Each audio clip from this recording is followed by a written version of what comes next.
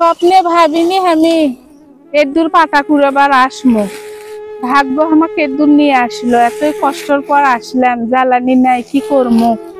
নিয়ে যাই, তাও এক সপ্তাহ জাল দিবে। আমরা গাঁও গ্রামের মেয়ে, খড়ির জ্বালানির কষ্ট না পা 10 গ্রাম সরে আসছি খড়ি কুড়াবার। কোনোদিন আসিনি এই জায়গায়, মানে আমার শ্বশুরের জায়গায় এটা কোনোদিন আসিনি। কাজ যাচ্ছি, আসে দেখেন 3 বস্তা জাবরে সামতেছি। সামতে রোজা থেকে ক্লান্ত হয়ে গেছি। বাড়ির যায় জিনিয়ার আব্বু জিনিয়ার সঙ্গে নিয়ে আসছি, খড়ির এই ঢোক নিয়ে যাবো। আমি তো একাই নিয়ে যার পাবো না। পাতা সামটিতে ঢোক ভরাতেই তো আমি ক্লান্ত হয়ে গেছি।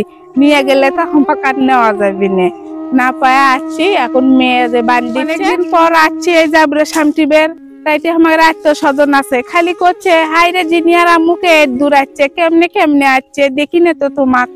আমি জিনিয়ার আম্মুকে আজকে দেখবেন, জিনিয়া আম্মু তো ঠেলাত করে যাচ্ছে যে জাবরে নাই, জ্বালানির কষ্ট, ওই জন্য আসছি।